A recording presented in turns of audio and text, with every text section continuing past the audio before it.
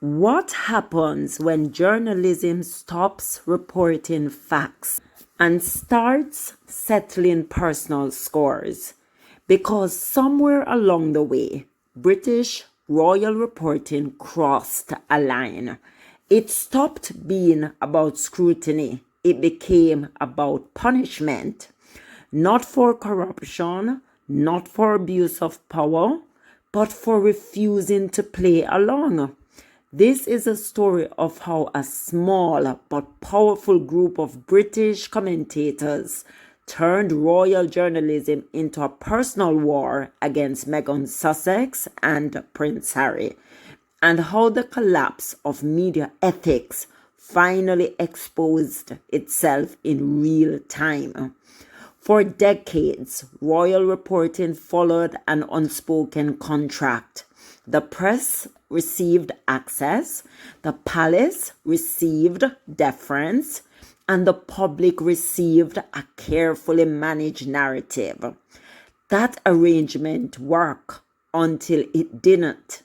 When Meghan Sussex entered the royal family, she disrupted the system.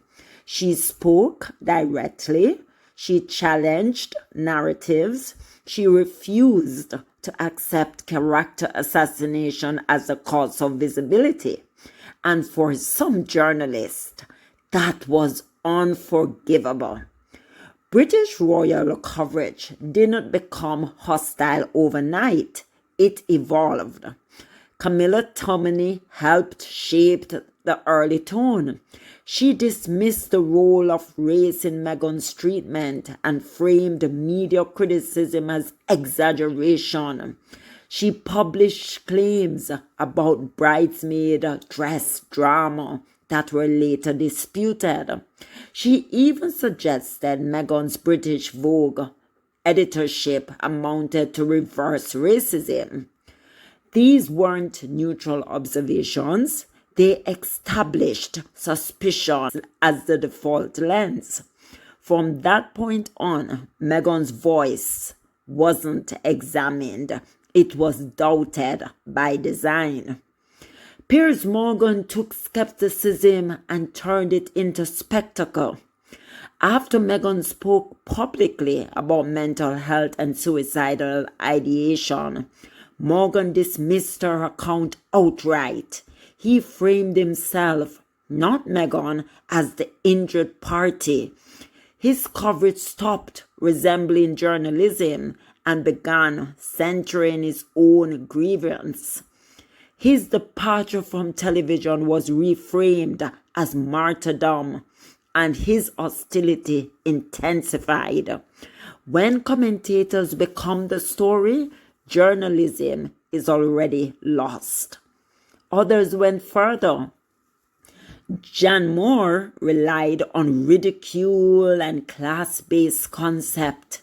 Caroline Graham crossed a more dangerous line, embedding herself inside the family crisis and presenting proximity as authority. This is where journalism collapses, because closeness is not credibility, access is not evidence, and intimacy with a subject destroys objectivity.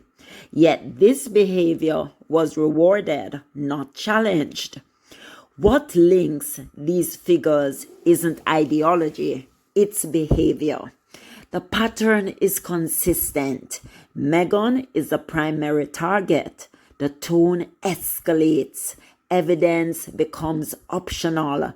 Repetition replaces verification.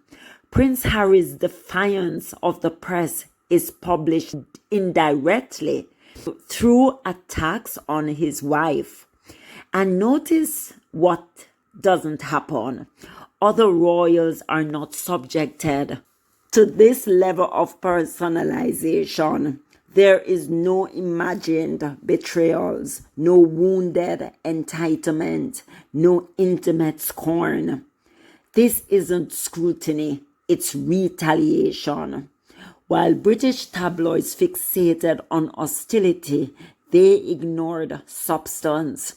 Through Archwell, Meghan and Harry supported, food security initiatives across California, community kitchens and disaster relief worldwide, youth mental health and digital safety, research into harmful social media design, legislation protecting children online. Harry continued global medical relief work for children in conflict zones.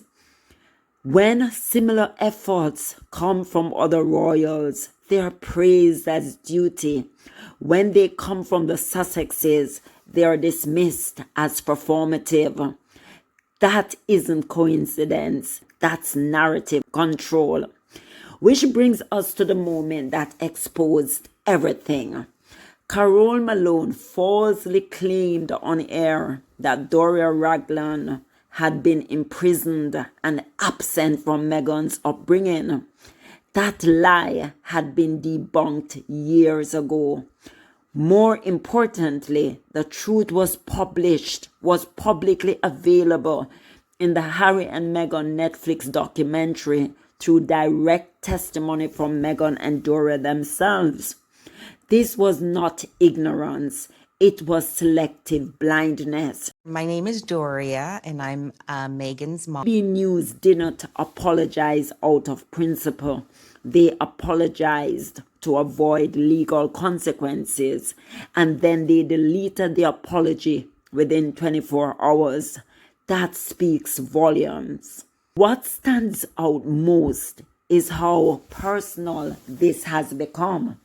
These journalists never met Meghan, yet write as though a private relationship was broken.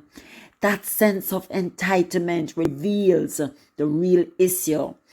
This wasn't about accountability, it was about control. Meghan and Harry challenged a system that relied on silence, and when silence ended, punishment followed. But here's the shift. Consequences have arrived. Truth is being demanded, and accountability is no longer optional. Journalism depends on credibility, not volume, proximity, or grievance. And when reporting turns punitive, the public deserves to know why. The record is clear. This did not begin with Meghan Sussex and Prince Harry. It was revealed by them. And that's what I'm trying to tell you guys. What the British, they are so unprofessional, unethical, everything that is bad. They do such bad journalism. And I don't see why. Well, they're now being held to account because people are writing to Ofcom. They're writing about it on X. It's all about people saying enough is enough. This has got to stop. And that is why she had to give that groveling apology, because people are saying enough of the BS. Stop what you're doing. You know it's unethical. You know it's not proper journalism that you're doing. It's not. You guys are just too involved in this situation. You need to remove yourself from it and go back to journalism school, because obviously what you're doing, you know, is wrong. And it's a case for defamation. And if you continue, Meghan is going to sue you guys, because you guys need to know when to stop. So anyway, guys, that's what I wanted to bring you. Just something I saw in Feminegro where they were talking about when the journalism and truth and everything just mix up, and there's that conflict. There's that burning conflict of being unethical, right? And obviously they're choosing the unethical path, and Feminegro is saying you guys need to stop. So anyway, guys, that's what I wanted to bring you. Please don't forget to like, subscribe, turn on your notification bell so you never miss a beat. Bye.